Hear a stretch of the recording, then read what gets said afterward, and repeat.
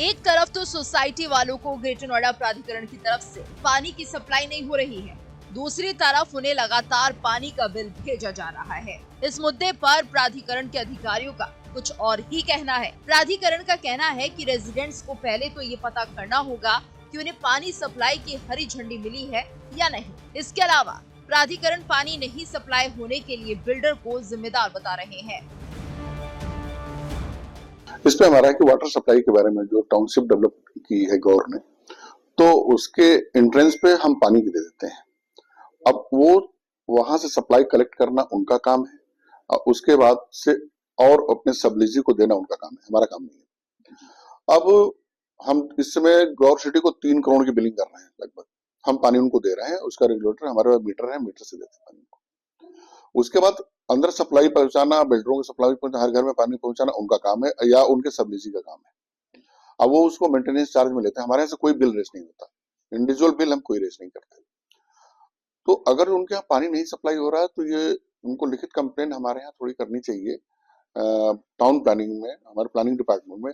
तो ये लगे कि जो उनको कंप्लीशन सर्टिफिकेट दिया गया उस आधार पे ही दिया जाता है कि सारी चीजें पूरी। तो फिर कंप्लीशन सर्टिफिकेट उनको चेक करना पड़ा कि उनको मिला कि नहीं मिला, क्योंकि बिना कंप्लीशन सर्टिफिकेट के भी लोगों ने कब्जे प्राप्त कर लिए हैं। तो ये उनकी लायबिलिटी है। और अगर और स्रोतों से पानी दिया जा रहा है और उससे कहीं कुछ गड़बड़ी हुई तो उसके लिए पूरी तरह वो बिल्डर जिम्मेदार होगा जो पानी नीचे से ग्राउंड वाटर दे रहा है।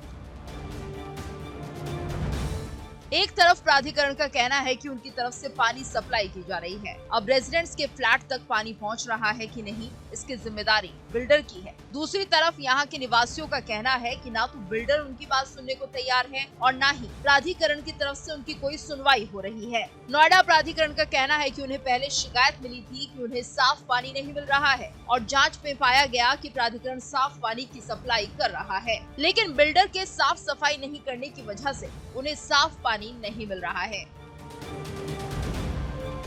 इतना इस प्रकरण इस लेवल तक आया है कि हम लोग जो पानी देते हैं उसकी शिकायत हुई थी कि ये पानी खराब आ रहा है। तो उसको जब क्रॉस चेक किया गया था तो पता चला कि हम तो पानी सही दे रहे हैं, लेकिन बिल्डर अपना यूजीआर साफ नहीं करता है, वहां से फिर गंदा पानी को कलेक्ट करके ऊपर दे रहा है। तो वो चीजें तो ट्रेस आउट हो गई थी। लेकिन अब आप इस चीज को कहो तो इस चीज को भी जरा हम एक बार दिखवाते हैं कि ऐसी कहाँ कहाँ पे है। अगर जो ग्राउंड वाटर दिया जा रहा है तो गलत है, पानी हमारे। अब जब प्राधिकरण साफ पानी सप्लाई नहीं कर रहा है, इसके बावजूद रेजिडेंट्स को साफ पानी नहीं मिल रहा और इस समस्या से निजात दिलाने के लिए कुछ बिंदुओं पर काम करने की जरूरत है। ये है समस्या का समाधान। पाइपलाइन बदली जाए, पाइपलाइन सीवर लाइन से अलग किया जाए, यूजीआर और ओवरहेड टैंकों की नियमित सफाई हो, सेक्टर स्थित पानी की टंकियों की सफाई हो, टंकियों में क्लोरीन की गोली डाली जाए, नियमित पानी के जांच नमूने प्रयोगशाला भेजे जाए।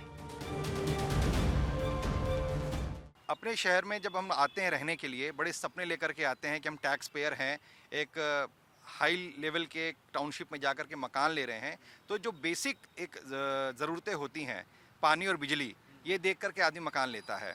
पर दुर्भाग्य ये है कि यहाँ पर आने के बाद से आज तक जब हम आपसे बात कर रहे हैं, सरकार के द्वारा किसी भी पेयजल आपूर्ति की व्यवस्था या किसी प्रकार के गंगा जल की आपूर्ति की व्यवस्था यहाँ पर नहीं है।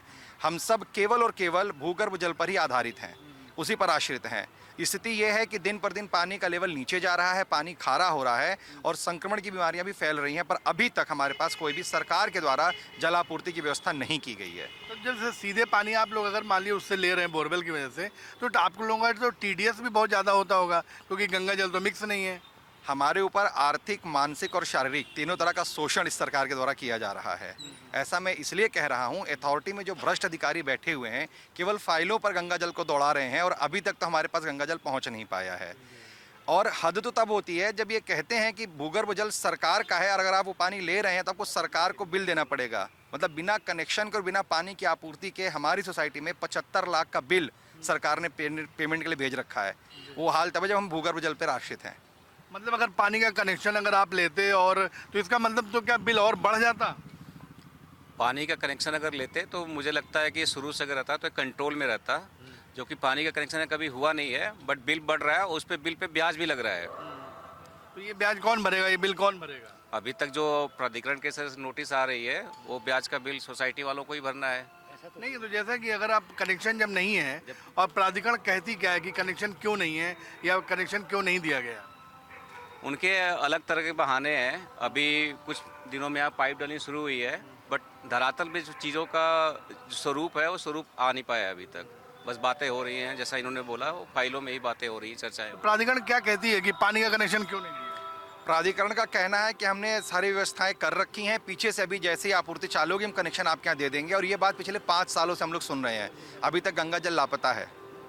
नहीं, जैसे कई रेजिडेंट ने बताया कि प्राधिकरण का कहना है कि ये जिम्मेदारी गौर्स की बनती है। सर, गौर से कई बार हम कार्रवाई कर चुके हैं ऐश्वर्यम सोसाइटी से, और गौर वो कहते हैं कि आपके यहाँ से हमें पैसा मिला नहीं है जो शुल्क है, और पैसे हम जितने भी रेजिडेंसी वाले तो दे तो रहे हैं, पर ये लोग जो यहाँ के हैं वो क्यों नहीं दे रहे हैं, बिल्डर पैसा क्यों नहीं देता है।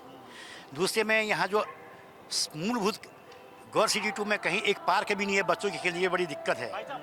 यह प्राधिकरण को इसमें आवश्यक संज्ञान लेना चाहिए, और जो नीचे का पानी है वो पानी तो बहुत अवैध है, जबकि कनेक्शन मिलना चाहिए। इतने नागरिक है।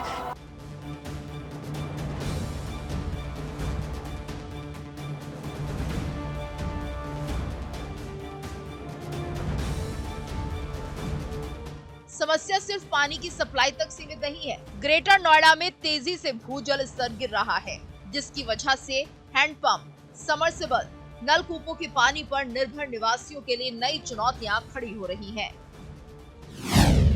भूजल स्तर में लगातार गिरावट। एक साल में 16 फीट नीचे गया भूजल स्तर। एक साल पहले 120 फीट पर था भूजल स्तर। भूजल स्तर अब 136 फीट नीचे पहुंच गया है। हैंडपंप, समरसेबल, नलकूपों में नहीं आ रहा पानी।